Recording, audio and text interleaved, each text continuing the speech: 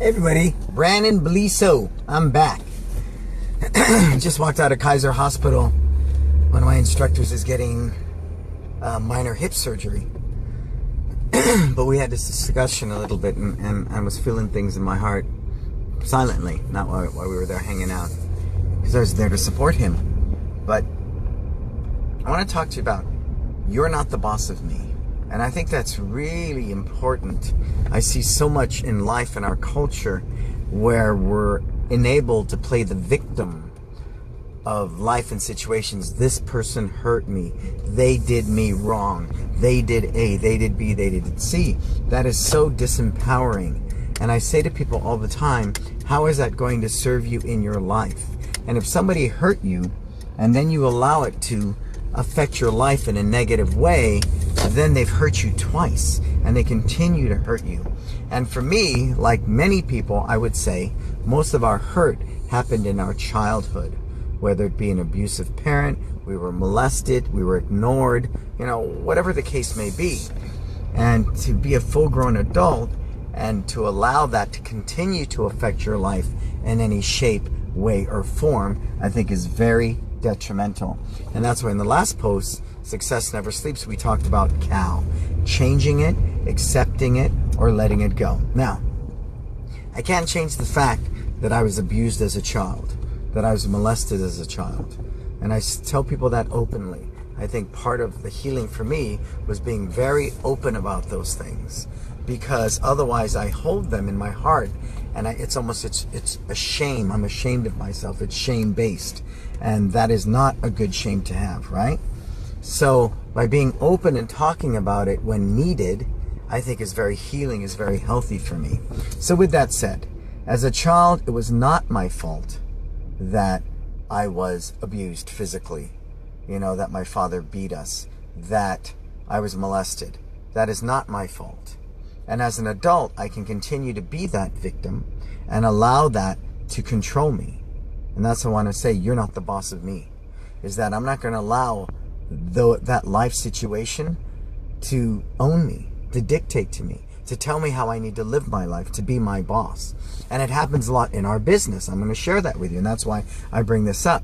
So many people in our industry will latch onto a guru or a senior instructor, and their senior instructor is probably not successful at all in the martial arts business. And I say that word, the martial arts business, yet they feel this sense of indebted. I'm not going to even say gratitude. We're past gratitude. They feel indebted to this instructor to pay him every time there's a belt testing, to, kowtow and use their old logo, which has no brand awareness to it whatsoever, out of some blind loyalty. And I think that's very unhealthy, because what ends up happening is if you fail, you can conveniently blame the guru, you can conveniently blame your instructor. You're not the boss of me. Take ownership of that. You are your own boss. And if you're in a relationship, if you're in a situation and you can't change it, then you have to decide, am I going to accept this? Some people do. I think we do that a lot with family members, right? We're not going to disown our family members, so we choose to accept them for who they are. I think that is reality as well.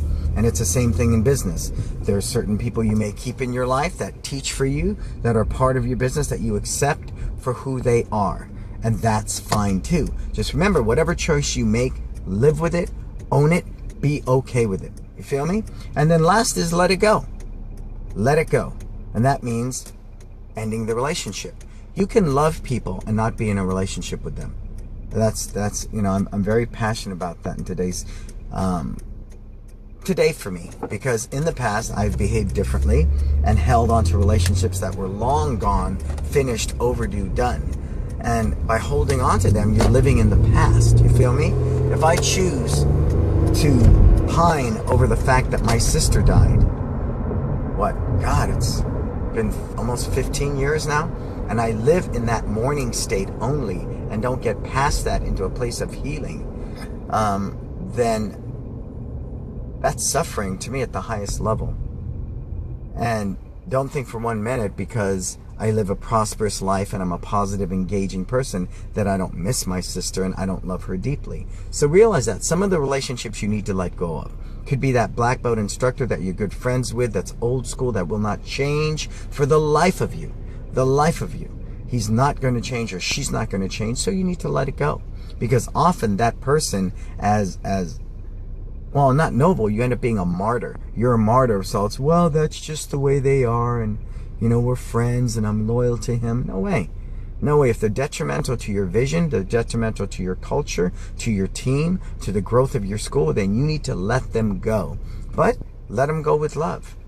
You can share with them, hey, you know, I love you, but for me, this is not working anymore, and we need to part ways. You know, we'll go out and do whatever, have a meal, go shoot some hoop, but as far as working together in the business, maybe that's not the best thing.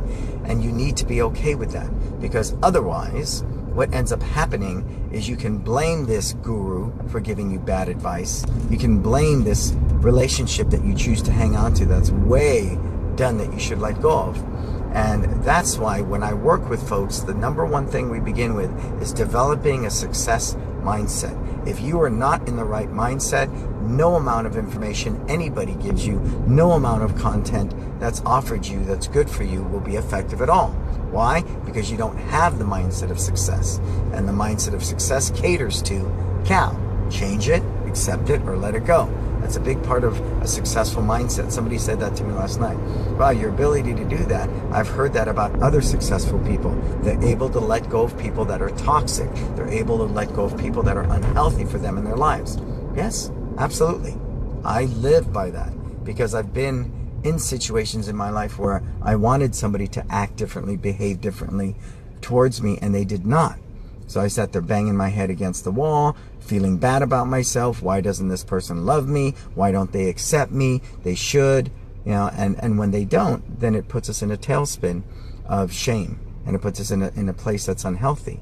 And how can I promote prosperity, a positive learning growth mindset to students and other people if I'm living from that place? You feel me? So I've learned that, and I'm very passionate about sharing that with you. You're not the boss of me. None of my instructors are the boss of me. No parent is the boss of me. And I don't say that in an egotistical way. I say that in a very humbling way. The only boss I have is God. And that's my take. That's for me. I don't know what that means for you. That's for me. So be mindful of that. The people we choose to relate to, the people we choose to build life with, share life with, are people we should look at with a sense of equality, with a sense of respect, with a sense of very deep admiration and love. And if it's not, then it's an unhealthy relationship. Change it, accept it, or let it go. Cool? So I was really feeling that, and it made me think of, you're not the boss of me. And I think that actually came from an old TV show called Malcolm in the Middle. You're not the boss of me now. Or something like that. So think about that, all right? So what questions you got for me? Anything before I hop out of here? I'm going to head up, pick up my son. He's in day camp right now. We got like 40 campers at our new location in Millbrae. We're going to go do some swimming. That's right. Now we're going to go do some swimming. And then I think he has class later. What do you got for me today, folks? Anything big? You know, while I'm waiting for your questions, remember, all my services are available at brannonbeliso.com. brannonbeliso.com. I'll be in Seattle, Washington on July 24th for an all-day. You want to be part of it. The content I offer is innovative. It's cutting edge. And it's proving it's replicable because our second location, as I shared, 325 in 16 months. I'm really grateful for that, you know? Hey, Jordan, this is what's going on with my life today, so thanks for the mindful heads up. Thank you, sir. I think every day, life is a series of missed opportunities, Jordan. Every day. And every day messages and messengers and things are given to us. And if we're not open and receptive, we miss out on a lot of wonderful life lessons that are there for us. And sure, sometimes those life lessons are painful and can be funky, but they're there for you. They are there for you, and they offer you the opportunity to learn and grow, right? So, I'm grateful, Jordan, that I was able to.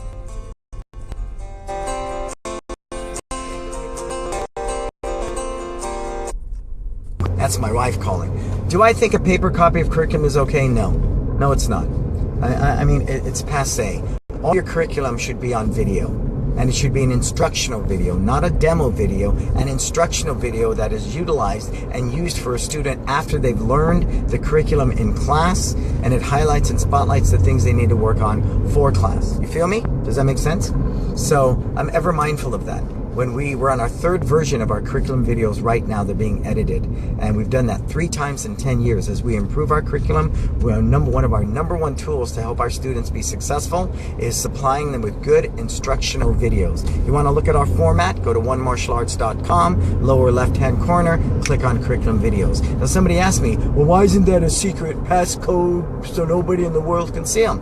Why should I hide my curriculum? It's martial arts. I have nothing to hide, because if you find it appealing, if you're a potential client, guess what? They expect to sign up, or the other way around. You say, oh, that's not what I want. So then you bow out of that, and I'm cool with that.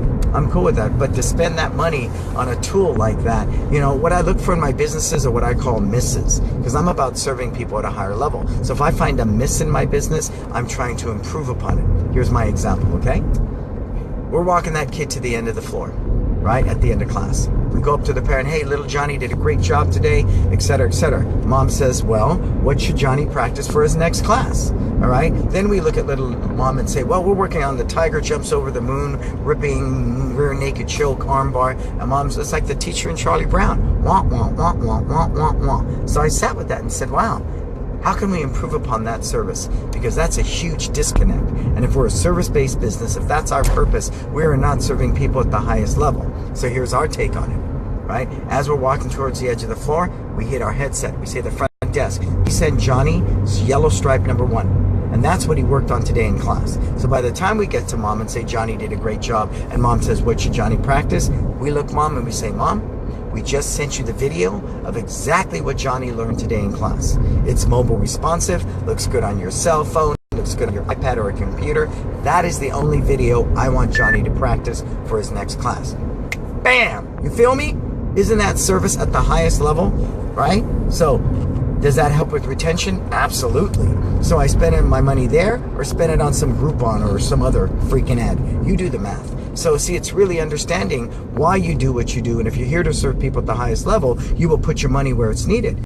So again, we just did curriculum videos, probably, I don't know, $8,000 when the day's done. But we're mindful as you look at our curriculum videos, notice they are instructionals. I see so many curriculum videos out there and they are demos. Here, the camera's really far away. This guy says pinion number 1, and he does the pinion. You see him from the backside and every which way, but it doesn't teach it. It doesn't teach it. So you need to teach it. So see, that was a miss, and that's what I look for in my business. Here's another example. I opened the door to the bathroom. I stood there. I look around. Okay, how can we serve better? Oh, moms come here, they have babies with them, they need to change the baby. Good. Service, put a baby changing table. $160. Oh, great. There needs to be a step stool for the smaller sibling to climb up there to wash his hands, because all our sinks are ADA rated. They have to be a certain height, but sometimes it's too high for smaller kids. Boom, put the little stool in there. Even the stool is an ADA rated stool that's designed for safety, you know, and the band played on. See, so really everything we do in our business, we walk around and look, and it's about how can I serve better?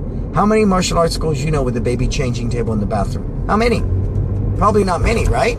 Probably not many at all. But see, it was really about not thinking like a martial arts business, but thinking from how do I fulfill my purpose, my why, and our why is to help people live their best life. Mom can't live her best life if she's changing that baby on the floor of my bathroom, right? They can't, you see?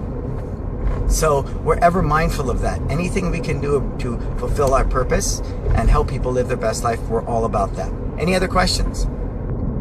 So really, you're not the boss of me. Say that. You're not the boss of me. I mean, maybe the IRS is because we have to pay taxes, but nobody is your boss. Take ownership. You are your own boss, right? You are your own boss, and they're the ones that you know, you've got to serve. You need to listen to yourself. You need to be accountable to yourself. You need to be disciplined. You need to be focused, because otherwise you will fail. You will fail because you don't wake up every day and have to punch in the clock and answer to anybody. You only answer to yourself. So you're not the boss of me. I am, and I need to be the best boss possible to myself. I need to make sure I exercise, eat healthy, work out, downtime, you know, all those different things. Yesterday, I went up to the pool by myself and just chilled. You need to be your own boss, because you're the one that has to do the hard work.